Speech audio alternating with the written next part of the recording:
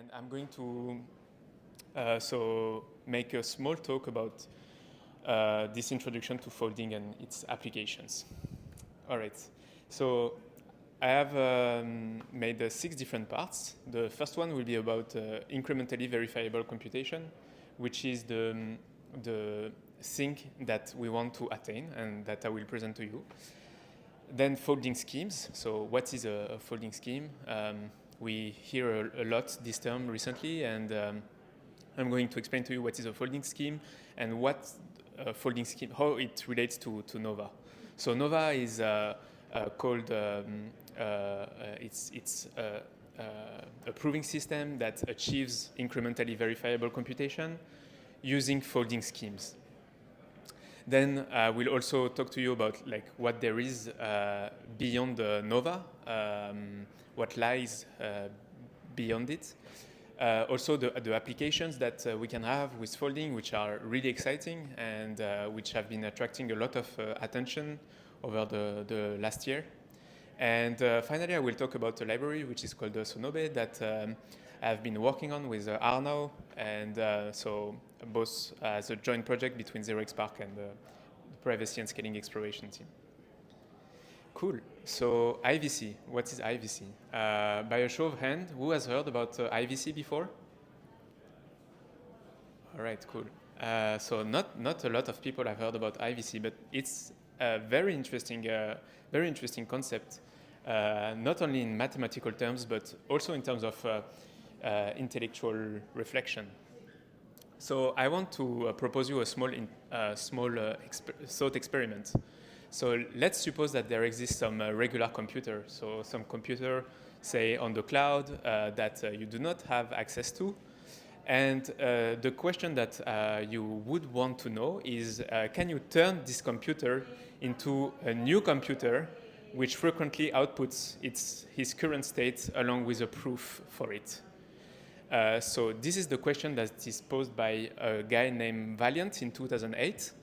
And this question is pretty interesting because let's say that you outsource some computation to an untrusted server, so Amazon, AWS, or whatever cloud provider service that you are using.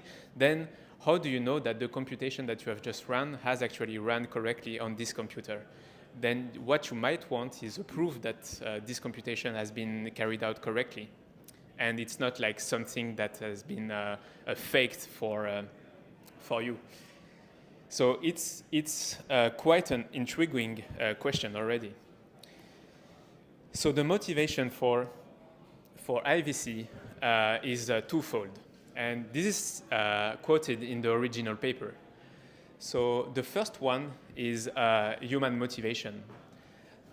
Is it possible, and if so, how is it possible to perform computation spanning over multiple generations? And this is one of the motivations that I like the most because it's a bit of a sci-fi motivation and it's pretty relevant. It asks the question whether we can start today a computation that we know that is going to take a lot of time, and whether we can actually output proofs of the correctness of the computation that we have done so that future generations can actually take what we have done and continue the computation on and on and on and on. So if you think about it, let's say, for instance, there is some alien civilization that is coming to Earth in 400 years. Wink, wink, the three-body problem. What happens if we need to do a computation that is going to take multiple generations? Then we can actually tackle that problem using IVC.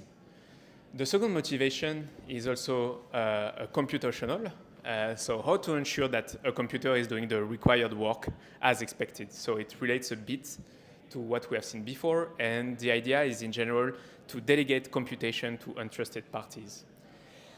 And this is where things start to get interesting because this is the whole game of outsourcing computation outside of a blockchain to something that is more efficient than a blockchain. So the idea of delegating computation. So what is going to be the entry door to IVC? What is going to be the the problem that we want to tackle when we want to do IVC. So this problem is the one of repetitive computation. So as I start from S0, I apply the same function n times, I end up in the state Sn. And the idea that we are going to start from is to ask, can we leverage the underlying structure of repetitive computations? So this is the key insight. The key insight is to say, okay, I know that my computation is repetitive, so there is something that I can exploit there so that I can maybe do it more efficiently than the naive way. And I will show you what the naive way is. So where do we need that? So for instance, we could think about a model which does the same inference on and on and on thousands of different data points. It's repetitive computations, it's always the same thing. A VM with a fixed set of opcodes, it's always doing the same opcodes, so the same repetitive computation. A rollup which would batch verify signatures. Even a blockchain consensus, it's always the same consensus applied again on and on and on and on. So the applied crypto world has been very interested into leveraging snarks to do this. And it would, in fact, unlock a new design space for on and off-chain apps, such as ZK coprocessors, ZK machine learning, ZK VMs, etc., etc. So really the key idea here is to think about the fact that repetitive computations have structure, and that this fact is going to be the main fact that we are going to leverage to arrive to IVC. So I talked about the naive route to take if we want to snarkify a repetitive computation, and that would be the idea. So the naive approach would be to prove the unrolled statement. So let's say that I have some arithmetic circuit, and I want to apply it n times. So instead of thinking of arithmetic circuits, I have my function f, and I want to apply it n times. Okay, so I'm just going to repeat it n times into my arithmetic circuit, and I'm just going to do a loop in my circuit, say, and end up with my final state. But there are three different problems with this. The first one is that we would need to fix n, so the number of times I apply my computation ahead of time. Then I would also have n of f prover memory, so it's also pretty inefficient. And the verifier time may also depend on n. So the naive route is interesting, but it's not very efficient. Let's say, for instance, you want to do a trusted setup on your circuit. If you have to do a trusted setup and you fix n ahead of time, then if you want to do n plus 1, you need to do another trusted setup. So it's really not interesting. So what we want to achieve instead is this. So this is actually the same computation applied n times. And in fact, what we are going to do is we are just going to output the result of the first computation and feed it into the second computation and make some kind of chain of computations. So this is the first step that we get towards folding, which is this idea of chaining computations together. So why is it interesting? Because we are not fixing n ahead of time. If I want to continue here, I can. We have O of f prover memory, so it's just dependent upon the size of my circuit, not upon the number of times that I repeat my computation. And the verifier time is not depending on n. It's only depending on the size of f, say. Cool. So now we are going to be able to accomplish this with folding schemes. So that's where folding schemes get into the picture. So what is a folding scheme? So the term folding scheme has been coined within the NOVA paper in 2021. And the intuition is really simple. It's just that it says that, okay, if you have two witnesses that satisfy a particular R1CS, then a random linear combination of those two witnesses will result into another satisfying unique witness. That's all. That's the key equation to remember, and it's really simple. So I have my two witnesses. I take some random value R. I make a random linear combination. I end up with a new witness, and this new witness is unique and can satisfy a particular R1CS equation. So there are three ingredients to do that. The first one is what is called the relaxed R1CS. So it's a new adapted version of R1CS with some new terms, E, U, that allow to make those random linear combination. Then the second idea is the random linear combination idea, so to take linear combinations of witnesses.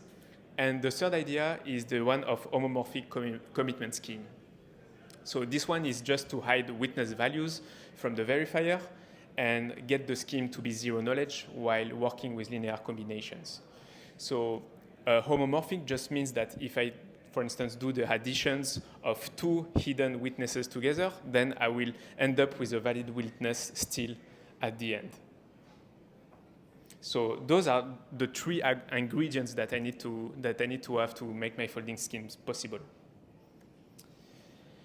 All right, so the protocol of a folding scheme. So we are not even talking about snarks. We are not talking about those kind of things. We are really talking about a scheme. And so it means that we have a protocol with it. So what is this protocol? So the protocol is here laid out in a very simple way. It's in plain words. So the prover would commit and hide to a pair of satisfying witness instances. It would send them to the verifier. The verifier sends the R value to P. P makes the random linear combination of the witnesses together with V. And then V checks that this linear combination of the witnesses still satisfied some R1CS instance. So that's a really simple protocol, and it's using the three ingredients that we talked before. So the random linear combination, the homomorphic commitment scheme, and the relaxed R1CS idea. And you then can start to take linear combinations of witness instances pair together and do what we call folding. So this is it for folding. It's really that straightforward. And this is what is at the heart of the Nova proving system. Okay, so this is really a bad boy drawing, which is from the paper. That is kind of scary from the first view, but it's also very straightforward again. So Nova will build IVC from a folding scheme. So it consists into coupling a function we repeatedly run with variables, ensuring that the bookkeeping is correct. So the bookkeeping idea is the same idea that we talked right in the beginning of IVC, which is that we want to apply repeated computation, and we want to make sure that the computations that were done before are correct. And so we end up with that big engine that aggregates all together all the ideas that we have talked before. So let me convince you of that. So here we have some variables that will be incrementally updated as we repeatedly apply the function f. Here we have the accumulated folded values, so values that represent the random linear combinations that we have taken as the function has been repeatedly taken. Here f is still the repeated function that we are running. Here there is also the verifier that is checking that the folding that we have done is correct. And we end up with a new state and a small hash value that ensures the consistency of the computation. So the idea of this engine is really simple, straightforward. It's just to say I have my function, and around it I'm going to arrange some cryptographic objects that are going to make sure that when I run R, I'm actually running it correctly, and I can prove it to the next steps that I'm going to run after that. So yes. And this is achieving IVC. So using a folding scheme and running it with my function f, I can achieve incrementally verifiable computing machine. So two warnings with that. So as is, the proof generated by Nova is an IVC proof. So it's an incrementally verifiable computation proof. So first, this proof is not succinct. The size of the proof is linear, so it's not a succinct proof, and it's also not zero knowledge. If a verifier wants to check what the prover is claiming in that case, then the prover would need, the verifier would need the inputs from the prover that the prover has used to run the computation. So it's two big disclaimer. The Nova as is not succinct and not zero knowledge. So this is a big drawback, but actually, in the paper itself, they propose a ZK snark for this IVC proof. So it was also very interesting because what the authors are doing is introducing a specialized ZK snark for committed relaxed R1CS, so this adapted version of R1CS for folding schemes, to prove knowledge of a valid IVC proof. And it's an adaptation of Spartan, and so it avoids what we call FFTs and the trusted setup, and so that makes the thing pretty interesting. So we can actually turn the proof that are outputted by Nova, the IVC proofs, into valid ZK snarks using this adaptation of Spartan proposed by the authors in the paper. So this makes the thing complete. We can have IVC, and we can have an actual ZK snark for this IVC. All right. So where do we go from here? So Nova was published in 2021, and since then a lot of papers have been published. So this section is about what has been done since then. So the main shortcoming of Nova is that it is for the R1CS arithmetization only, but there are other ZK snarks with other arithmetization that provide lookups or high-degree gates. And so the question that people started to ask at that time was, can we also fold those schemes? So we primarily, for instance, think about Planck. And so what happened in 2023 was really interesting. So many papers popped up whose main goals were folding for Planckish circuits, such as Sangria. There was also folding adapted arithmetizations that started to pop up, like CCS. And also some people started to work on improving the asymptotics of relaxed R1CS folding by removing what we call cross-term blowups, so what happens when we take random linear combinations. So a lot of stuff happened in 2023, so researchers were really interested into this scheme. And so this is like a diagram that I stole from Carlos Perez talk at ProCrypto 23 in Istanbul. And a lot of things have popped up. So we started with Nova. Then in just the month of April 2023, a lot of papers popped up. So there was a HackMD post about the Nova ZKVM that was written in Vietnam. The Sangria, CCS, Hypernova, Protostar, Protogalaxy. So there is also a meme here going on.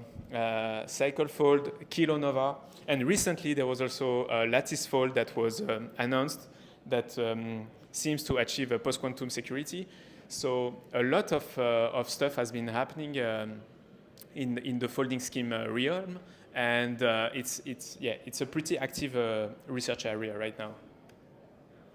But what can you do with this stuff? Can you do actual stuff? Yes. So very interesting work that was done was snarkifying a 512-layer neural net. So this is actually a really, really big achievement. Verifiable neural net. Really interesting. So if you want to snarkify, say, a huge LLM, I would definitely, for instance, go for those schemes. Also, a project that was done with ZeroXPark for snarkifying Connect 4 engine, so the game of Connect 4, where you have to connect 4 dots, with a reinforcement learning bot. So the idea was also to show how you can run machine learning algorithms within snarks and using Nova. So first interesting applications is verifiable machine learning. The second one is also verifiable light clients. So if you want to go have a look, we have been working a bit on it. It's a verifiable light Bitcoin client, proving that the current block hash is the block hash obtained after end block. So same idea, repetitive computation, proof of work for each block. Okay, I can just use Nova for that, and that's what we did. So we verify the proof of work for n blocks, and we can go very, very far into the chain. I'm pretty sure that with a big machine, we could actually prove the whole Bitcoin proof of work. And it actually works. And we hope that we will one day be able to land it on the EVM. Also, rollups, natural candidate for this, prove that a batch of valid signatures is correct. Even more interesting, if we use a friendly curve so a friendly curve, we can verify batches of SecP 256K1 signatures, which are the curve that is used for Ethereum. And here, for instance, we are running a signature aggregation proof that aggregates 5 signatures per second. And you might say, okay, it's not that great, but it's actually running in a browser on like a very average machine. And we estimate that we can go much, like orders of magnitude higher than that. So it's pretty interesting for rollups as well. ZK VMs, a lot of projects have started to pop up as well. I think it's also pretty stealth for now, but you have Lurk Labs, Nexus VM, and I think, I don't know if it was the first spec, but at least that's the first one I knew about, which was laid out in 2023. So it's also very new work. So expect to see more in the months to come. And yeah, so we have been working on Sonobe with Arno. It's a joint project with 0xSpark and PSE. So what's Sonobe? It's so a joint library where the idea is just to implement folding schemes. So if you want to have your hand at it, you can. You can use it with Circom, with Arcworks, and it allows you to leverage any folding scheme you want. We have been prioritizing Nova for now, but the idea is that you can use this as a library of folding schemes. So example code, for instance, for the idea of a verifiable BTC Lite client, you can choose any curve you want. So this is a very interesting aspect. You can use for any kind of use case. So as soon as you have a circuit for it, it will work. And you can use also any kind of commitment scheme that you want. So it's very agnostic to what primitives you want to leverage. It's also browser compatible, so you can use the library to target WASM when compiling Sonobe. So you can actually run IVC in the browser, and it also can open up a new class of apps, so incrementally verifiable web apps. Let's say, for instance, you have a React web app. You can actually put in that web app some elements that would be incrementally verified, making it possible to have proof that your users have done a certain sequence of steps regarding some critical function that you really want your user to not bypass. So if you want to contribute, you can. So you can come talk to me, and you can also, if you want to, I can help you fold your first circuits with Sonobe. You can have a look at our issues, and yeah, really don't hesitate to come poke me. I would be happy to answer your question. Okay, thank you.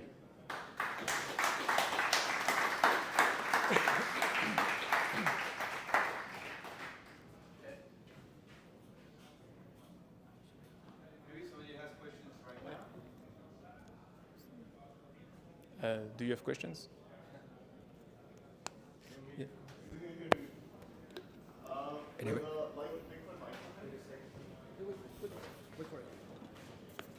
For the Bitcoin like clients?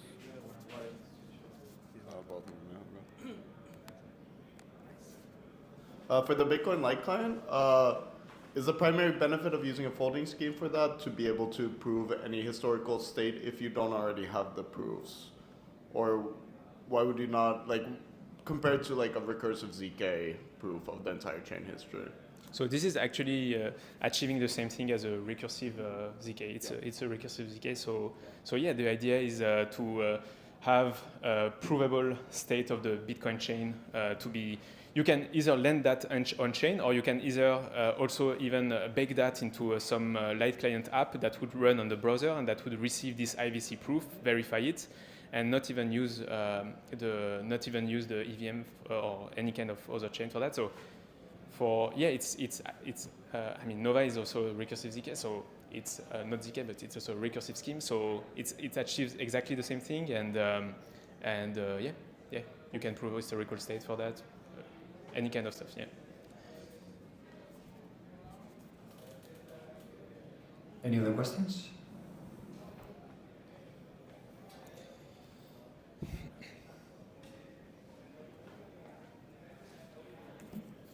Hello, hi Pierre. So in the Bitcoin Lite client example, you mentioned that you will need like a big machine to generate a proof of the whole Bitcoin chain. Like, why is the case? Yes. Like, what's the limit? Yes. So I talked a bit too fast because I learned 30 minutes ago that we might not need a big machine anymore because a lot of optimizations have been done. But yeah, the primary bottleneck was the size of the circuits that are needed for the final ZK snark proof, basically. Yeah. So that's the main bottleneck. Yeah. Not running the actual IVC. Running the actual IVC is extremely efficient. It's running the final ZK snark proof for it. Yeah. So if it's like one block or like 1 million blocks, makes no difference. It's I mean, there is a difference, of course, in running time, but it's very efficient. Not on memory. Yep. Yes. More questions?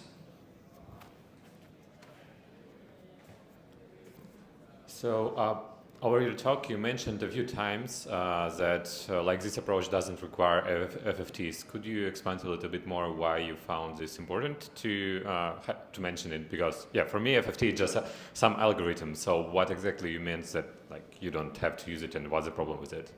Yes, so I'm not an expert on FFTs, but they do present some algorithmic complexities that are sometimes not very desirable. Even more if you want to have a scheme that does not require a big memory, that has not a big memory footprint. So that made Nova pretty interesting. And that's what I can answer to you.